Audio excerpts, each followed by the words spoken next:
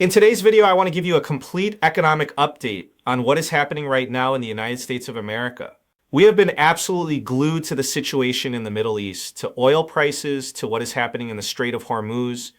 And I get it, those things matter enormously. But what I want to do today is zoom out and show you the full picture, because when you put all of these data points together, when you look at the jobs market, the consumer, the Federal Reserve's response, and the stagflation threat all at the same time, the writing is on the wall. And the situation is not just bad, it is accelerating.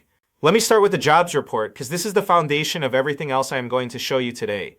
For the month of February, the United States economy lost 92,000 jobs. The expectation from Wall Street economists was a gain of 50 to 59,000 jobs. So not only did we miss the number, we missed it by roughly 150,000 jobs in the wrong direction. And this is not a one-off event. This is not a blip. Since May of 2025, net job creation in the United States of America has been negative 19,000 jobs, negative. Let that sink in. And I want to be very clear about something. You just wait for the revisions to come out next month, because that is how they operate. They release an optimistic number, the headlines run with it, and then a month later, they quietly revise it down. They did it with December and January already. December was revised from a gain of 48,000 to a loss of 17,000. January was revised down by 4,000. Taken together, those 2 months were 69,000 jobs worse than what was originally reported. So when I say I believe the real February number is well over 100,000 jobs lost, I am not being dramatic. I am reading the pattern. Now I want to show you the trend, because this is where it gets truly unsettling. Take a look at the unemployment chart over the past 4 years. Back in 2022, we were adding 300,000, 400,000, even 800,000 jobs in a single month. Wages were rising. Companies were competing for workers. That was the story. But now look at where we are. The unemployment rate has climbed from 3.9% to 4.4% in a matter of months. And 4.4% might not sound alarming to some people. You might say, Brian, that is still historically low, and you would be technically correct. But here's what matters, the trend. In every recession since 1970, a half percentage point rise in the unemployment rate over a short period has been a reliable early warning signal. We have now hit that threshold. There is nowhere to go but up, and that is a bad thing. Listen, the long-term unemployment numbers are telling an even darker story. The number of Americans out of work for 27 weeks or more is sitting at 1.9 million people, and the average duration of unemployment has now hit 25.7 weeks, which is the longest stretch since December of 2021. These are not people between jobs. These are people who cannot find work, and that number is rising. Now I want to show you the Challenger job cut report, because this gives you a look under the hood at what is actually happening inside corporate America. In February, manufacturing job cuts increased by 143% compared to the same period last year. Transportation job cuts are up by 872%. Education cuts up by 96%.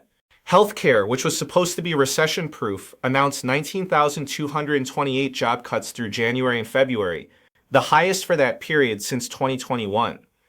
And technology, well, tech continues to bleed. 11,390 job cuts in February alone.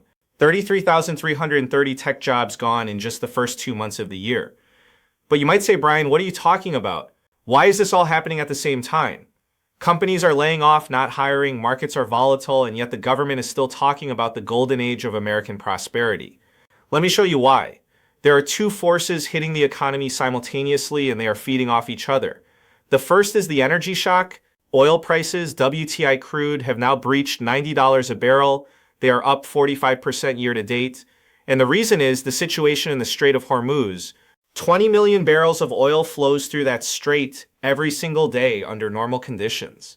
Right now, traffic is essentially at a standstill. What that means for you is simple. Higher gasoline prices, higher diesel prices.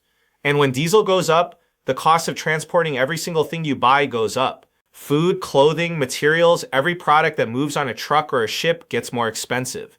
That is the supply shock half of the stagflation equation. The second force is the monetary policy disaster that has been building for years. Take a look at the M2 money supply chart, which comes directly from the Federal Reserve. You can see the explosion during the pandemic. And right now, the money supply is growing at an annual rate of 10.6%. 10.6%. Now, here's what I find almost funny in a deeply concerning way. The government's CPI inflation report tells us that prices are rising at 2.4%. But the money supply is growing at 10.6%. I will let you do the math on that one. The OECD, which is about as mainstream as you can get, is forecasting 4.2% inflation for the United States in 2026. That is nearly double what the government is claiming right now. And the Federal Reserve's own updated projections show core PCE inflation sitting at 3.1% today, with a revised year-end forecast of 2.7%. They thought they could get it to 2.5%. Now they are admitting they cannot. And yet their stated goal is 2%, which they have been promising for the past 5 years. It is a no-brainer what this combination of rising unemployment and rising inflation is called. It is stagflation, and this is what makes the situation so difficult to navigate. Because in a normal recession, when the economy slows and people lose jobs, the Federal Reserve has a clear playbook. Cut interest rates, print money, stimulate.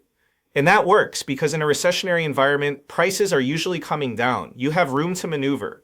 But in a stagflationary environment, that playbook does not exist.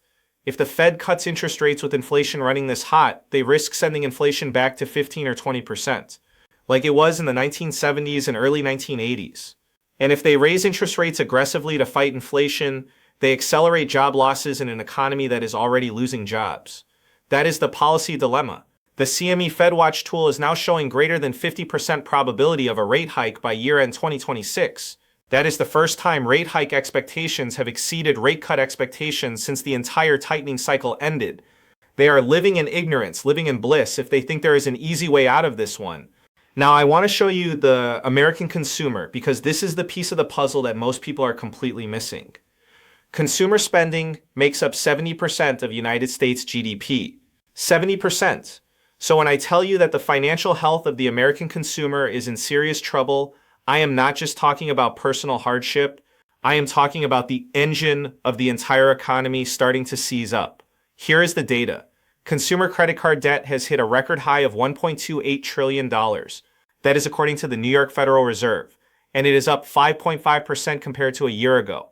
About 170 million Americans have credit cards, and 60% of them carry a balance from month to month at an average interest rate of 20%. 20% interest. And then look at the delinquency numbers. In 2022, credit card delinquency was at 4%. By the end of 2025, it had doubled to 8%. That trend is moving in one direction. And then there are the student loans. More than 42 million Americans are in student loan debt. As of February, approximately 25% of student loan borrowers are now delinquent. Outstanding student loan debt has exceeded $1.6 trillion. And the delinquency chart looks almost off the chart. I want you to take a look at this chart. It goes back to 2003 and nothing even comes close to what we are seeing right now. Total household debt delinquency across all categories rose to 4.8% in the fourth quarter of 2025. 1 year ago, it was 3.6%. That is a massive jump in a short period of time. And the current level is the highest since 2017. And it is not just debt. A record 6% of Americans enrolled in 401k plans made a hardship withdrawal according to Vanguard. The top reasons were avoiding foreclosure or eviction at 36%, medical expenses at 31%, and 7% of retirees have returned to the workforce because they need the money. Both of those figures are record highs. We are being told by politicians that we are living in the golden age of American prosperity, that inflation is under control at 2.4%, that wages are growing at 3.8%, that workers are getting richer. I have a healthy amount of skepticism about that. I genuinely do not know what country they are referring to, because when you look at the rising delinquencies, the record hardship withdrawals, the 6 figures of long-term unemployed, the trend of job losses, none of that data is consistent with the golden age. The data doesn't support that at all. It is as simple as that. Now, here's what I believe is going to happen. And I want to be very clear that this is my prediction based on the data in front of me. The Federal Reserve is going to eventually use the labor market as the justification to cut interest rates. They're going to say something like, yes, inflation is still elevated, but it is transitory, it is related to energy, it will work itself out, and our primary concern right now is the weakening employment picture. That is my bet. That is how I think this plays out. And we already know that there is a new Fed chair coming in the middle of May, right before the June meeting. And I will let you draw your own conclusions about why President Trump selected that particular individual and what instructions came with the job. But listen, here is the truly concerning part. If the Fed cuts rates into a stagflationary environment to try to protect the labor market, they run the very real risk of sending oil-driven inflation even higher. And if that happens, the American consumer, who is already maxed out on credit cards at 20% interest, who is already raiding their retirement savings, who is already struggling to pay back student loans, that consumer is going to get absolutely crushed by a second wave of inflation on top of everything else they are already dealing with. If this trend continues, and I see no data right now that suggests it is about to reverse, we are going to be in serious trouble a year from now. The 6-month job creation average is already negative. The delinquency trend is rising, oil is squeezing the supply chain, and artificial intelligence is replacing 10% of job cuts right now, up from 3% just 3 years ago. 58% of companies are planning layoffs in 2026. 37% plan to replace those roles with AI. This is not a distant storm, it is here. I said this before and I will say it again. If this is the golden age, I do not even want to think about what the non-golden age is going to look like. If you want to stay ahead of this data, if you want to understand how to position yourself financially as all of this unfolds, please subscribe to the channel. We cover this every single day so you are never blindsided by what is coming. Thank you so much for watching. Have a very nice day. Take care.